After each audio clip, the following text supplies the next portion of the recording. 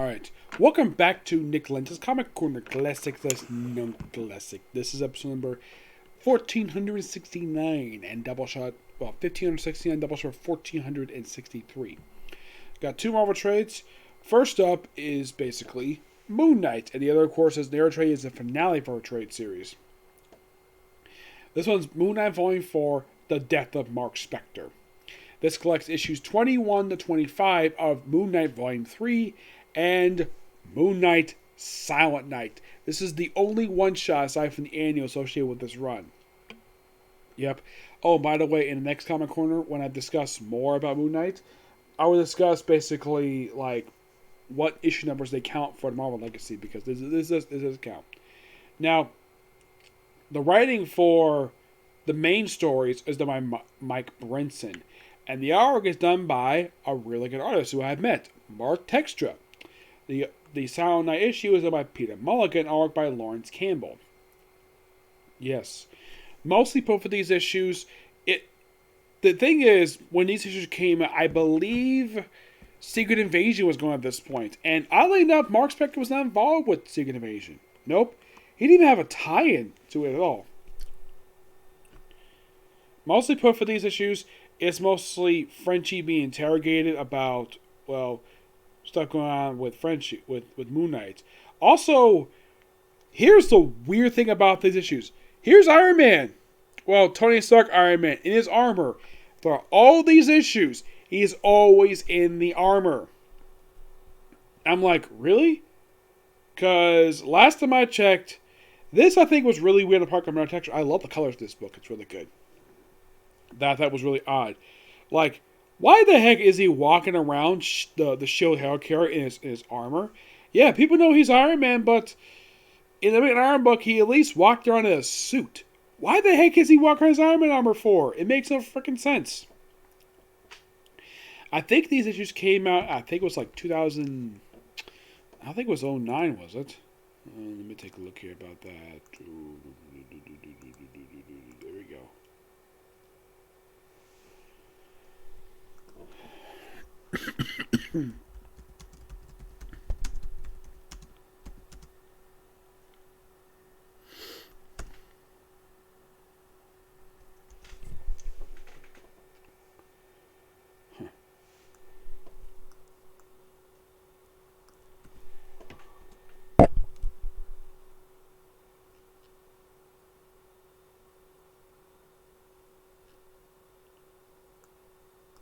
Yeah, for some reason on the Wiki site it's listed as, I thought this was kind of weird. They kind of list this as Volume 7. No, technically this is Volume 3. Yeah, they probably count the, it's kind of out of order for this one. I thought, yeah, this is just weird. Let's see if we can, actually it's not Volume 4, it's 7. It's actually Volume 5 for some reason. Like, what is considered Volume 4? A mini-series that Marvel doesn't even count as the volume. Nope. And these issues came out from, let's see, looks like from late 2008 to early 2009.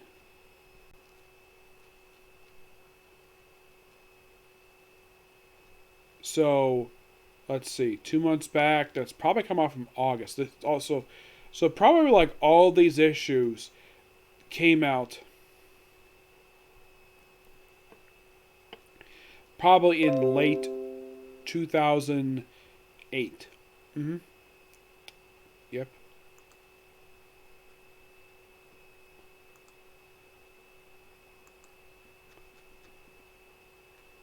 Yeah, and of course we have to involve Thunderbolts in these issues. Yeah, for some reason these final issues we just have to involve the frickin' Thunderbolts. Also, Moon Knight does not wear his costume in these issues. Nope. In these issues he's wearing this black suit for some reason. And he wears his only these issues. Oh, this is guy with his Mooncrest mark on his forehead. Oh, don't worry, he comes back. He's an associate of Moon Knight for some reason. Hey, look. Iron Man walking in the helicarrier in his armor. And I'm thinking, is it necessary for him to wear the armor? Nope. And then apparently because Moon Knight went freaking insane, we have sort of a jurisdictional shouting contest where it's like, okay, so apparently the CSA and yeah, if you wonder what the CSA is, it's a Committee on Superhuman Activities. And apparently because he's a registered superhero, somehow involves their jurisdiction, even though that he holds up the Superhuman Registration. Or we should look at the big book. The Superhuman Registration Act. Let me explain this bullcrap thing. Now, I was reading comics at the time Civil War I came out for 2 years. And this act was never explained at all. It just, we have to register for this certain reason. If you have a certain superpower, you have to register. Marc Spector didn't register as part of the initiative. He did.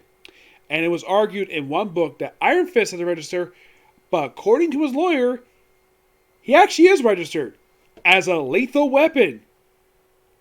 In the case of Moon Knight, there probably isn't a reason why he needed to register. Probably just so he can operate, no problem, despite the fact he killed one of his villains in the previous story arc. Yes. Now, what this act says has never been explained. First introduced in 2006, discontinued in 2010. And there were rumblings in one of the one-shots, I think it was Civil War II. It was the issue that had the Hawkeye's trial that was now included in the main miniseries that Mark Guggenheim wrote, that they were thinking of bringing the thing back. But look, I've dared to put the stop to that, because even he know this law is utter bullcrap. Now, last time I checked, the Super Registration Act has the word SHIELD as jurisdiction over registered superheroes, not the CSA. Like, this is, I thought, was kind of stupid on part of the... I don't know if this was the fault of the writer or the fault of the editor, because a lot of the other books I read that took place in this period of time, from 2006 to 2010, any person who's registered falls under jurisdiction of SHIELD, not the CSA. Why the heck this guy from the CSA is involved with this? Completely unknown. Of course, Moon Knight beats more people up, and of course, they argue back and forth about this. And of course, I agree with Iron Man. I don't believe I'm hearing. And the guy's like, it's knee-jerk reaction. The CSA has been more patient. It's like, come on. At least it's the stone to say what this is really about. A person like my leadership way to discredit. And that's not for to put the thing to bed, elevate the city, the service of restitution. By squashing it with a giant sledgehammer. I'm not inking to scream at you, Stark. They're psychopaths. And of course, he points, how long have Moon Knight avoided your men, Director Stark? Doesn't particularly build faith in public's eye, does it now? And of course, he reacts with this. I will go on ready to sound these actions, citing excessive force. You think public will bat an eyelash? They want a vigilante. They want a vigilante off the streets. At what cost? Within the week, Moon Knight will be in custody. Time's up, Agent. But balls are in court. Balls are in motion. Like, sir, yes. And of course, he contacts Director Stark. It's someone like escort. I'd like someone to escort Mr. Starsky off my ship. Yes, sir. I'll be in touch. Yeah, Stark is absolutely right in this matter. This guy is full of bullcrap. I'm surprised that he didn't actually punch him with his metal gloved hand. I do not know my friend Edgar would agree with that. But this guy is full of bullcrap. He is just a politician. I would not be surprised if I wrote this thing, if I was a comic writer and I wrote this, I would have Tony Stark actually punch him the guy in the face and saying, you are full of bullcrap. I was put in charge of this organization, and you cannot tell me what to do. So get off my damn ship. Which, that part he did do, tell him to get off the damn ship. Which, I thought that was quite neat. And of course, and then we have Norman Osborn in this issue. Yes, Osborn. And just by sheer coincidence, next appearance was actually in Secret Invasion. Which, So, in the very next issue, Thunderbolts are debriefed about Moon Knight, which I don't know if, in fact, this scene itself is like, wait, did they rip this off from Suicide Squad? I'm not talking about the movie. I'm talking about the original DC comic by John Ostrander, having the team still like in this theater explaining, like, the whole purpose of the mission is to go after this guy. Yeah, it's literally the Suicide Squad. Ask, what about shit? Nope, they're not involved with this. And then we have Frenchie come back in the game. Yes, Frenchie. Excuse me. And of course, Stark basically sends people out. And then, of course, we have this guy. I don't remember who he is. And, of course, you have Marlene beating up some guy. Carly, who thinks going after him. They chat for a bit. And then we have Moon Knight just come in. Yes, Moon Knight wearing black. This time he's not wearing white. And then we have Thunderbolts show up. They try to take out Moon Knight. And, of course, then he uses Nunchuck, nearly strangled the swordsman. And you're thinking, the swordsman? You mean the guy who's French? No. This guy here is one of the sons of Baron Wolfgang von Strucker, who, one of his swords has got the skin of his dead sister. I am not kidding about that. Yes. And the weird thing is about him and his twin sister. Here's something kind of gross about them.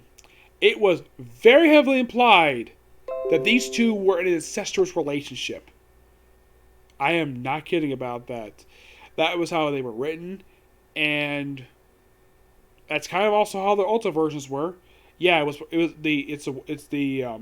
these twins. Yeah, he's a mutant, believe it or not. Yes, despite the fact he did die prior to, like, after Secret Invasion, he was brought back in the pages of X-Men because he's a mutant. So it knocks him out, of course. Then we have Venom coming in. By the way, Venom at this point is not Eddie Brock. It's not Flash Thompson. It's Matt Gorgon, the Scorpion. He takes him on. Then Moonstone takes him on. And of course, then we have Moon Knight just going, because he's, like, passed up with scars on his belly in his own Moon Knight Bay.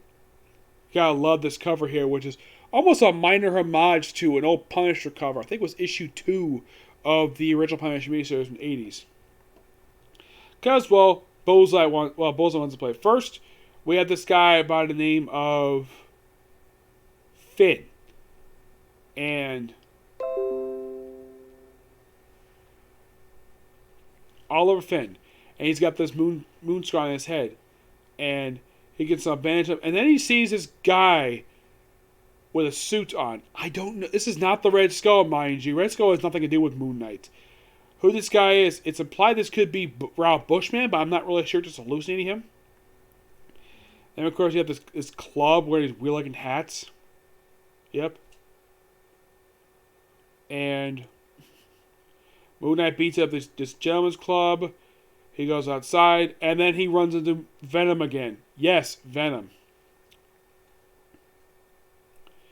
And then Moonstone gets a chance to fight him. Throw a bunch of things at him. And then, of course, Radioactive Man wearing this ridiculous suit. Yes. When no one else took over Thunderbolts, he had Radioactive Man put on this damn suit. And then as soon as he became Director of S.H.I.E.L.D., he got this man deported. Yep, he did. And then S.H.I.E.L.D. shows up. And, of course, you stay what you are. Oh. And this guy had shown up before. You are thinking, who's this guy in the middle suit? His name is Penance. Onto that suit, that is Speedball of the New Warriors.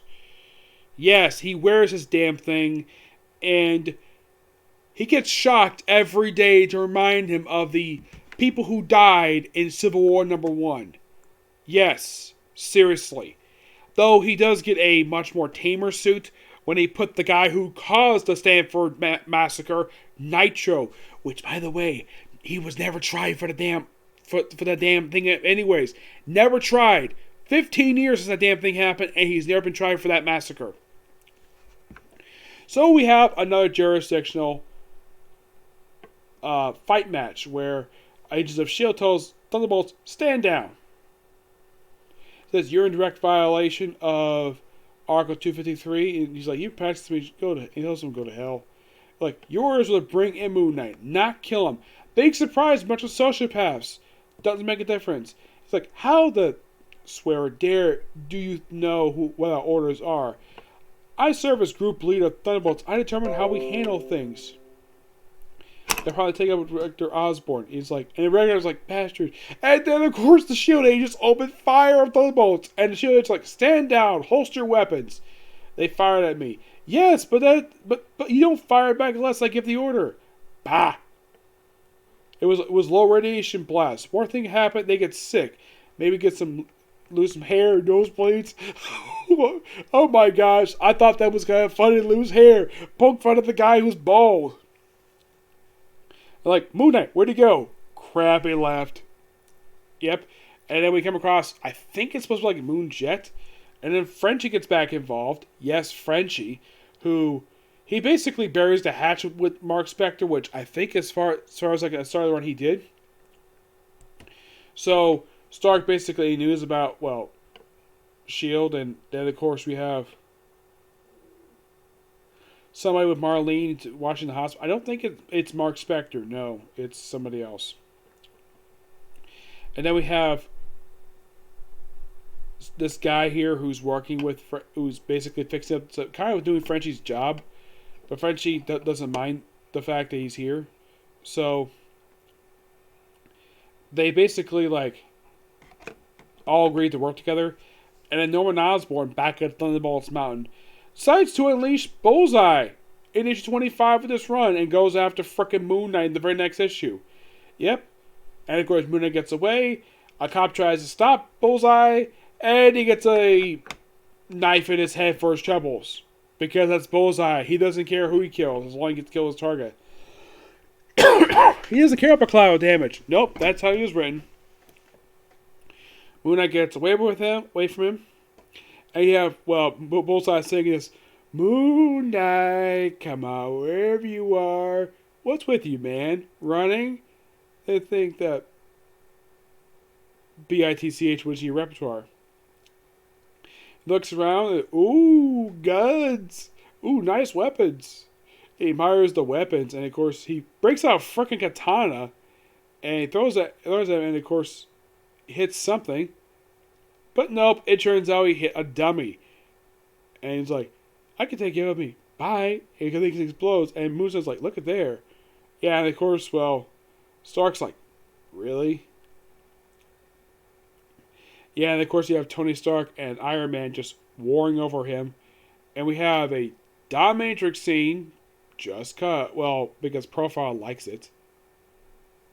And then we have this sort of Western thing. And then we have Moon Knight going out to the fray, take these people out. And then he's like, walks to the bar and says, Senor, take a round to go.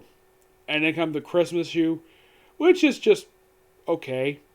I like the Christmas stuff here. It's nice that we have Moon Knight involved with doing Christmas stuff. It was just a really good story here, and I like it. It's really good. But this book overall, fantastic. I give this book a 9.5 out of 10. Next up it is Miss Marvel Volume 3 Outlawed.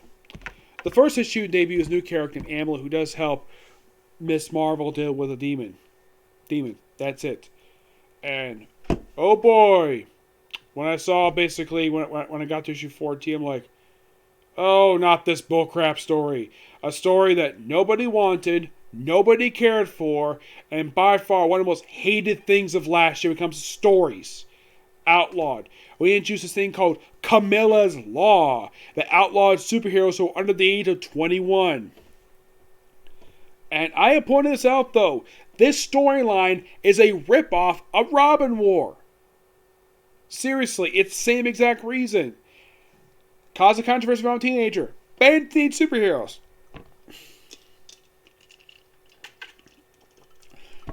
It's almost like making teen superheroes the second aspect to be the only established superhero. So, yeah, and then of course she gets a confrontation with Cradle. Yes, Cradle. That's the name of the government agency going after teenage superheroes. which seems to me like a very stupid name for a government agency. I'm like, come on. Yes. And by the way, their field director is Dum Dum Dugan. And she sees, oh, you're Dum Dum Dugan. Old school.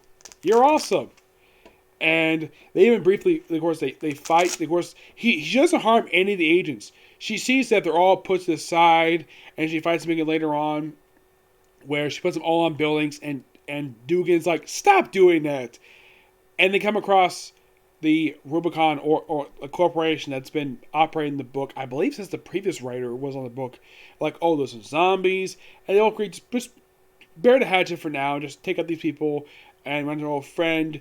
And by the way, the whole Outlawed stuff, it's wrapped up after just a few issues, because even Solid Alman realized, though, this storyline is stupid. I'm just going to move on, and just basically did with the final issue. And the final issue, it just basically, of course, they're also looking for Amulet.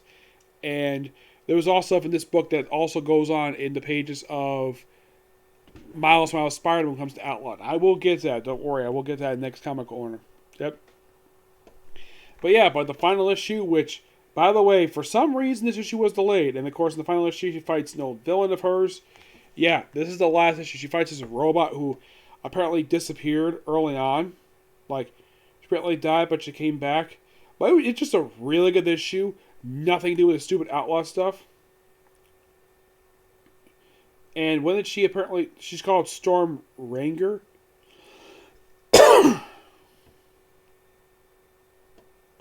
Yep, and they fight her in the last issue. Of course, Amulet helps her out.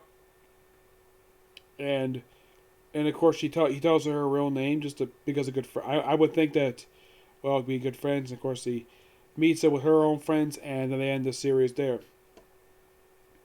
I gotta admit, with the exception of the Outlawed stuff, this series is actually really good. Yeah, The Magnificent Miss Marvel. It's a good book. I kind of thought it was odd, though, that they actually did something really weird. Like, they ended the book. And you're thinking, really? Why would they end the book for? They did. For some strange reason, they ended the book. After 18 issues. Maybe the writer thought that the whole idea of the the whole thing of Outlawed was really stupid. So he decided, screw this, and just dump this title. That's my personal guess what happened. Mm-hmm. Yes. Yeah, that's just my personal guess of why that he decided to just drop this book. Though she was featured after this in the pages of Champions. Yep.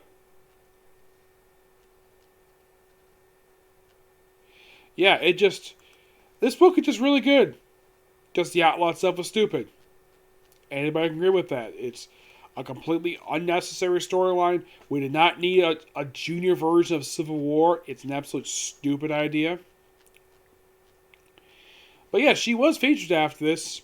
Well, mostly pop up in Champions. She is actually getting her own another miniseries. Yes.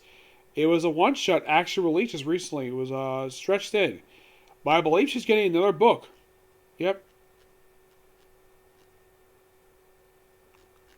Well, she got... stretched in is actually just a graphic novel. But I believe she's getting another book soon.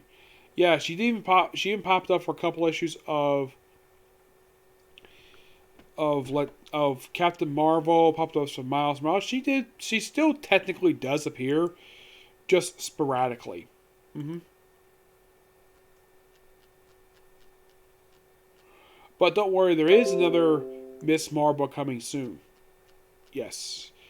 I think it's called like Stormbreaker, I believe it is.